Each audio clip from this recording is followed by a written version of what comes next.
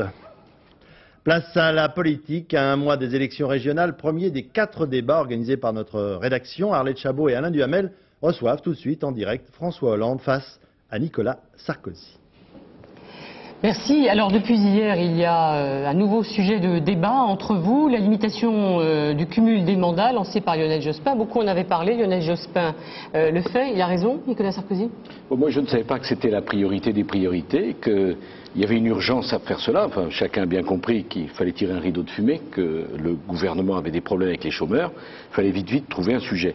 Alors, juste un mot peut-être à Arlette Chabot pour préciser qu'on n'a pas attendu Lionel Jospin pour découvrir le problème du cumul des mandats, puisque je vous rappelle que le nombre des mandats est limité aujourd'hui à 2. Alors, faut-il aller plus loin? On peut en discuter, mais je considère que la proposition qui est faite aujourd'hui par le gouvernement est une proposition démagogique et inutile, pour 2 raisons très simples. La première, c'est qu'elle va couper les parlementaires de mandats et de responsabilités locales. Et la seconde, c'est qu'on va donc avoir, dans un pays qui n'a que trop tendance à penser qu'on résout les problèmes en faisant des lois, des parlementaires qui, du 1er janvier au 31 décembre, n'auront comme seul sujet que de bâtir des cathédrales juridiques. Alors, François Hollande.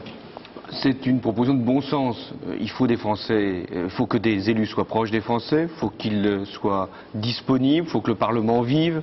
On sait très bien qu'il y a effectivement du cumul d'un mandat d'exécutif local, ville très importante, président de conseil général, président de conseil régional, avec un mandat parlementaire, ce qui fait que les parlementaires ne sont pas suffisamment présents pour voter des lois, et lorsqu'ils sont dans leur circonscription, eh bien, on le voit parce que ça donne des hémicycles déserts.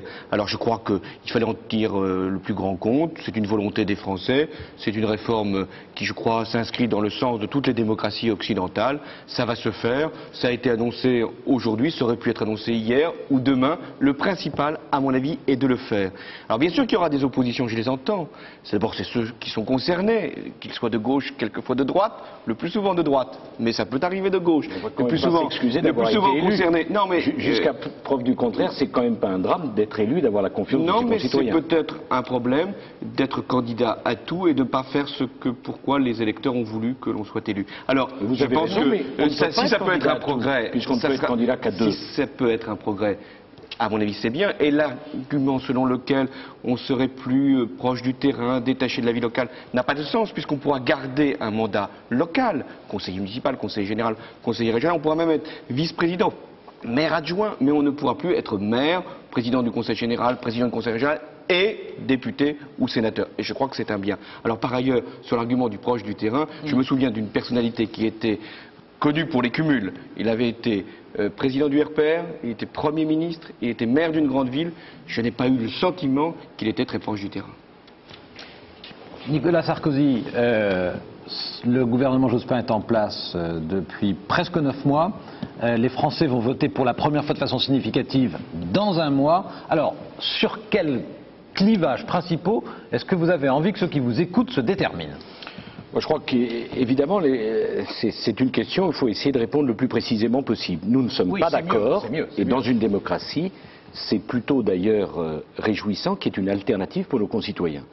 Moi, je dirais très simplement que depuis 8 ou 9 mois que vous êtes au pouvoir, à 4 reprises, me semble-t-il, vous avez eu à prendre des décisions importantes. À d'autres reprises, mais il y a eu 4 choix, me semble-t-il, importants. Et à chaque fois, de mon point de vue, je respecte bien sûr vos convictions, mais de mon point de vue, vous n'avez pas fait le choix du bon sens, puisque c'était un choix idéologique, et surtout, vous avez entraîné la France dans une direction strictement inverse à celle des grandes démocraties, notamment européennes. Très rapidement, l'immigration. Tous les pays modernes et toutes les démocraties ont tendance aujourd'hui à resserrer leur législation pour éviter les flux migratoires. Nous desserrons et nous ouvrons les possibilités. C'est le fameux code de nationalité, on supprime la déclaration de volonté. Deuxième élément, tous les pays sont confrontés à un problème de natalité. Nous sommes la France avec une politique familiale depuis 1945 qui nous permet de tous les pays européens d'avoir le taux de natalité le moins mauvais. On démantèle totalement la politique familiale, notamment, ce qui est tout à fait inadmissible, en posant des graves difficultés aux femmes qui veulent à la fois élever leurs enfants et avoir une vie professionnelle. Troisième élément, c'est les emplois au bris. De tous les grands pays européens, nous sommes celui qui a le plus d'emplois publics, le poids des dépenses publiques le plus lourd. Et qu'est-ce que nous faisons? On envoie, contre toute évidence et contre tout bon sens, 350 000 jeunes dans des emplois de sous-fonctionnaires. Et enfin, dernier point, mais j'imagine qu'on aura l'occasion d'en parler, je ne veux naturellement pas mobiliser le débat, au moment où une compétition internationale formidable se présente, on veut faire croire aux Français cette idée, j'espère qu'ils ne sont pas dupes, qu'en travaillant moins, ça ira mieux, qu'on gagnera plus et qu'en plus il y aura des emplois pour leurs enfants. Alors, donc quatre choix contraires au bon sens. François Hollande, immigration d'abord. Non mais peut-être avant juste un mot sur ce qu'on fait depuis 8 mois.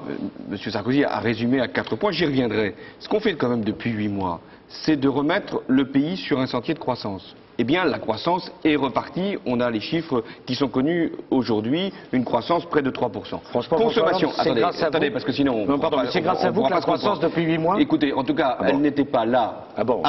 Elle est là maintenant. Et si vous avez dissous, pas vous, mais en tout cas le président de la République qui est votre responsable principal, si on a dissous l'Assemblée nationale, c'est parce qu'on pensait que ça n'irait pas forcément beaucoup mieux après, sinon on l'aurait pas fait. Ou alors ça n'a pas beaucoup de chance. Dire qu'en 8 mois après les conditions de la croissance, eh bien, écoutez, un peu la exagéré. croissance, elle repart, et si elle repart, c'est parce qu'on a soutenu la consommation, ce que vous ne faisiez pas. Deuxièmement, on a bouclé les exercices budgétaires qu'on nous annonçait extrêmement difficiles à terminer, et notamment par rapport à la préparation de rendez-vous européens. Et puis, troisièmement, on a repris une mécanique de création d'emplois. La meilleure preuve, c'est que le chômage, pour le mois de décembre, en tout cas, a fléchi heureusement, même si ce n'est qu'un signe et qu'il faut en attendre beaucoup d'autres pour en être certain. Alors, maintenant je reprends les 4 points. L'immigration.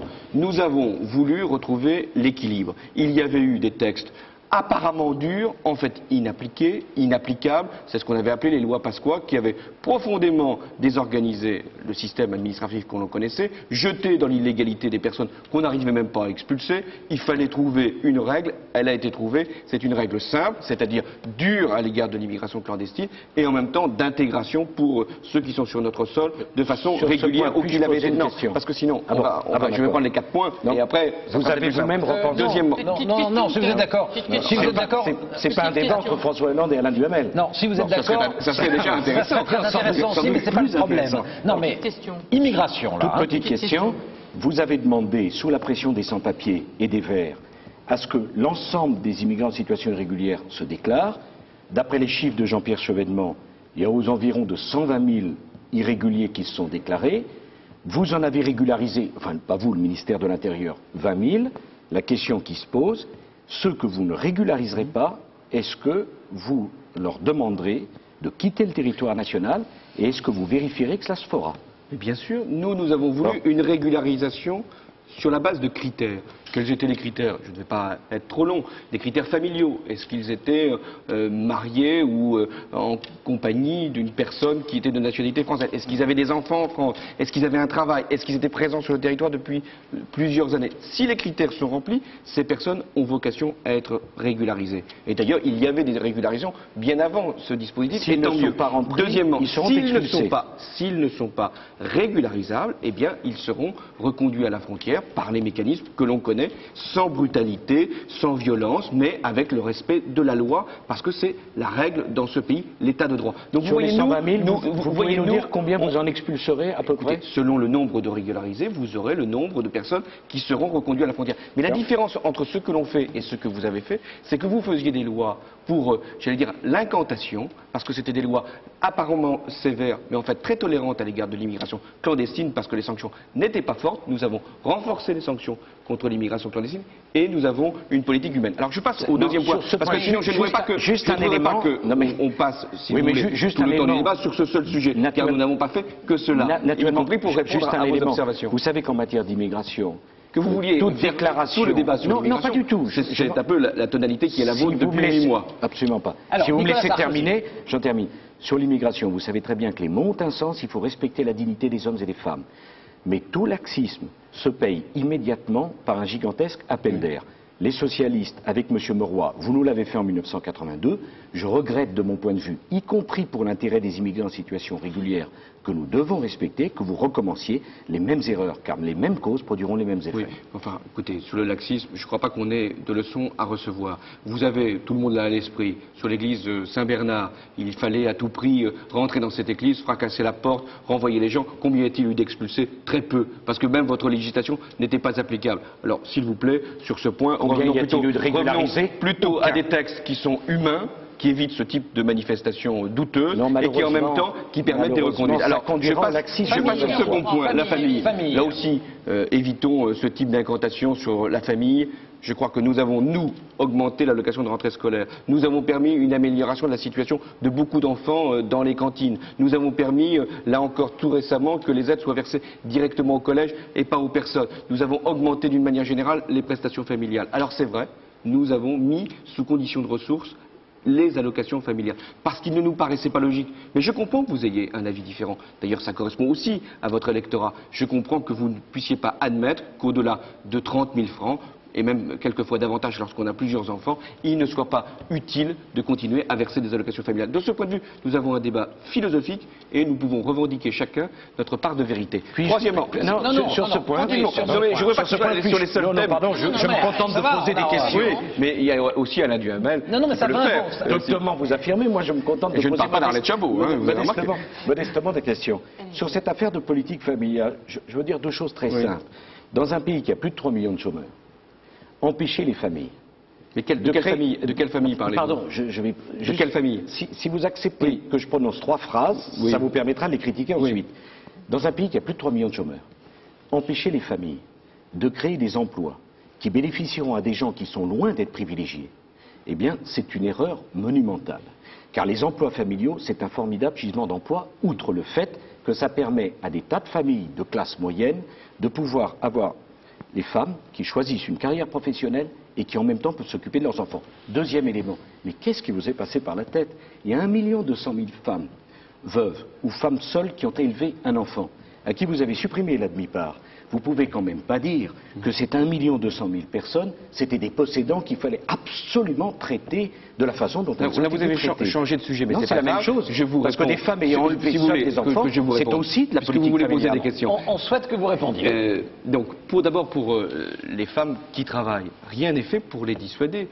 Vous aviez créé un système, notamment de déduction fiscale, qui était profondément choquante. C'est d'ailleurs vous qui l'avez créé. C'est moi, qui permettait effectivement... C'est faux, c'était un très bon système. Vous voulez que je réponde? Qui permettait de pas payer un impôt sur les salaires. Puisque vous prétendiez que vous ne le faisiez jamais. Donc vous aviez introduit un système qui permettait une réduction du montant de l'impôt de 45 000 francs. Ce qui aboutissait... On déduisait de son impôt le salaire qu'on versait. Je vais expliquer ce que vous avez fait. Est-il normal de payer des impôts sur le salaire qu'on verse? Si je peux aussi répondre à vos questions, ce serait quand même mieux.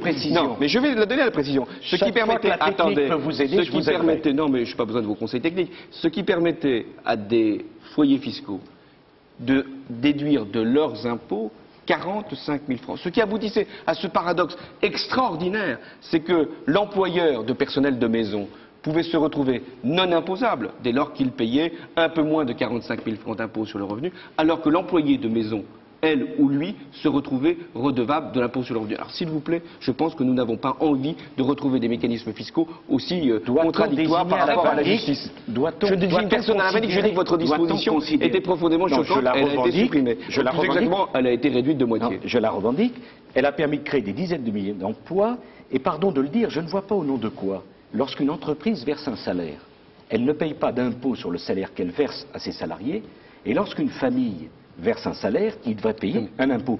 Il y a des dizaines de milliers de personnes qui ont eu un salaire, ce qui a permis de faire des cotisations pour la sécurité sociale, qui ne payent pas d'impôt ce qui a permis de faire des cotisations pour la sécurité sociale, ils n'ont aucun droit dans cette politique familiale. Ce qui a permis de donner de l'emploi, de donner du pouvoir d'achat. Car voyez-vous, moi je trouve qu'il est beaucoup plus intelligent que ceux qui le peuvent créer des emplois, plutôt qu'on utilise les impôts pour créer des impôts d'enrichir les plus riches pour créer des emplois. C'est peut-être ça qui nous distingue, c'est que vous encouragez les plus favorisés pour créer des emplois. Non, mais je vais reprendre un autre exemple puisque vous avez cité les emplois, mais tant mieux, les emplois jeunes, parce que vous les avez évoqués. Nous préférons financer des emplois jeunes qui vont effectivement travailler dans des tâches d'utilité collective, plutôt que de continuer à subventionner, comme vous le faisiez, des emplois qui pouvaient être solvabilisés, comme l'on dit, par le marché. Alors oui, nous préférons créer 350 000 emplois jeunes. Et moi je suis plutôt fier qu'on ait pu donner à des jeunes qui aujourd'hui attendent un emploi, eh bien cette perspective de s'insérer dans la société. Alors vous pouvez être contre. Je ne sais pas si à Neuilly vous n'avez pas créé d'emploi jeune, je suppose, puisque vous en contestez le principe. Je suppose que vous n'en avez pas créé. Vous en avez créé? Le critique est pas la ville où vous avez fait vos études. Non, mais c'est pas le problème. Je vous ai posé la question. Est-ce que vous avez créé des emplois jeunes à Neuilly? Je vais vous répondre très simplement. S'agissant des emplois jeunes, C'est une erreur monumentale. Donc vous n'en avez pas créé. C'est une erreur monumentale, pourquoi? Non mais, est-ce que vous en avez créé? Je vais vous le dire, mais je vais faire mon raisonnement. Parce qu'on fait croire aux jeunes que leur avenir est dans l'administration. Le problème, c'est que nous avons des poids de dépenses publiques trop lourds, trop d'emplois publics. Nous avons 7% d'emplois publics. Oui, donc vous n'avez pas pu imaginer créer des emplois dans ce système-là. Je crois aux emplois d'utilité sociale, Monsieur Hollande. Mais permettez-moi de vous le dire, ces emplois devraient être réservés à ceux de nos compatriotes qui sont au chômage depuis 3 ans. Donc vous n'avez pas créé d'emplois jeunes. 4 ans, 5 ans, et certainement pas pour des jeunes à Bac+2 ou à Bac+3 qui seraient beaucoup mieux. Donc vous avez préféré créer des CES que des emplois jeunes. En ce qui me concerne. Alors, allez-y tout de suite à la réponse. J'en ai créé 5. Ah donc, mais pourquoi avoir participé à ce système aussi, non, mais attendez, aussi nuisible que celui que vous décrivez? Mais vous êtes tellement impatient de connaître. Oui, mais vous êtes un peu long à la donner. Je vais vous envoyer ma plaquette. Tout simplement parce que moi je considère que cette loi n'est pas une bonne loi. Donc vous l'avez mais appliquée. Mais à partir du moment où c'est la loi de mon pays, d'accord, donc chacun il ne m'apparaît pas que je ne doive pas l'appliquer. Comprendra la cohérence de votre propos. Parce que quand nous étions au pouvoir, vous appliquiez des lois, parce que la loi est la loi pour tout le monde. Si je pensais ne vois pas pourquoi pour moi, comme vous l'avez décrit, aussi même. pervers, aussi dangereux, aussi fatal pour les jeunes, je n'aurais pas créé ce dispositif. Mais donc, nous considérons que nous avons un vrai clivage. L'avenir des jeunes n'est pas d'être des sous-fonctionnaires. L'avenir des jeunes est en entreprise. Et pour autant, des emplois d'utilité sociale, si. Un emploi d'utilité sociale pour un homme ou une femme qui n'a pas travaillé depuis 4 ans, c'est parfaitement nécessaire parce que personne ne pourra lui trouver une place dans une entreprise. Un emploi dans l'administration de sous-fonctionnaire pour un jeune, c'est une erreur monumentale. Je ne comprends pas comment vous avez pu à laisser cette illusion pour se propager à Neuilly. Mais visiblement, vous avez cette Alors, dernier point. La réduction du temps de travail et les 35 heures. Allez, les 35 heures. Ce qu'on veut, c'est qu'il y ait plus d'emplois. Nous avons soutenu la croissance, elle repart. Nous avons créé les emplois jeunes et nous en sommes fiers, et tant mieux si M. Sarkozy en a créé 6 à Neuilly. Nous voulons aussi qu'il y ait un système de réduction du temps de travail qui permette de créer des emplois. Non pas autoritairement. Il y a une loi, cette loi va être votée, je l'espère, elle a déjà été approuvée par l'Assemblée nationale, et elle va ouvrir pendant 2 ans la négociation. Sur cette négociation, il y aura des accords, et je constate déjà que beaucoup d'entreprises veulent conclure des accords pour créer des emplois. Alors on nous dit, mais vous allez demander à travailler moins aux Français. Mais aujourd'hui, il y a 3 500 000 à peu près, selon les statistiques disons, qui servent de référence depuis des années, personnes qui sont demandeurs d'emploi. Ceux-là, on ne leur demande pas de travailler plus ou de travailler moins, ils ne travaillent pas du tout. Et puis, il y a aussi toute cette population qui travaille à temps partiel, car vous avez beaucoup encouragé le temps partiel. Et ce temps partiel est souvent rémunéré, c'est normal puisque c'est du temps partiel, inférieur au SMIC. Alors oui, nous préférons créer un système qui réduise le temps de travail de façon intelligente, avec une organisation différente du travail, avec des aides très importantes de la part de l'État, car nous préférons, nous, verser des exonérations de charges sociales aux employeurs qui créent des emplois plutôt que sans contrepartie. Nous voulons lancer un processus de négociation qui permette de créer des emplois. Et j'espère bien que la croissance, les emplois jeunes, la réduction du temps de travail aboutiront à faire que ce pays ait moins de chômage. Depuis 15 ans, il y a toujours plus de chômage, toute majorité confondue. Eh bien moi, je suis mandaté aujourd'hui par mes électeurs, par les électeurs de la majorité, pour qu'il y ait moins de chômage demain. Nicolas Sarkozy décrue du chômage, promet Lionel Jospin pour la fin de l'année. Sur les 35 heures, c'est une triple erreur. La preuve, c'est que les pays qui étaient très en avance sur nous, sur les 35 heures, viennent d'y renoncer. C'est le cas de l'Allemagne. C'est sans doute un autre débat. C'est une triple erreur. Première erreur, ceux qui nous regardent ou nous écoutent doivent savoir que le partage du temps de travail qui sera imposé par les socialistes, ils vont le payer par un partage des salaires.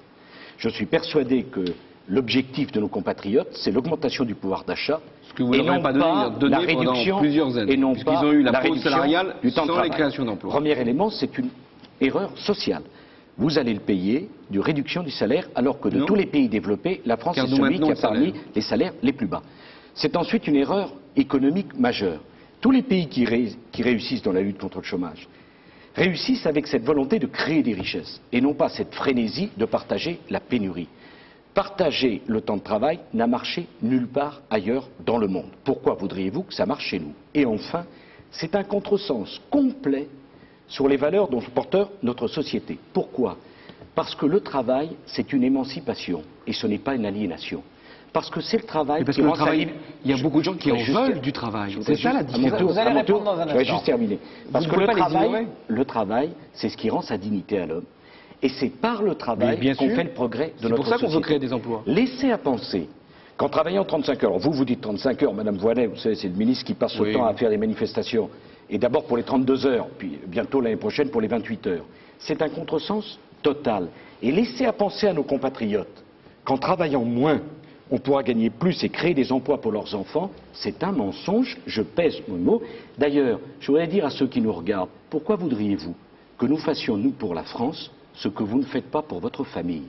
Et j'ajoute qu'il est plaisant de voir Martine Aubry, grande prêtresse des 35 heures, faire sur elle des portraits complaisants, on la montre à la tête de 18 heures de travail quotidien.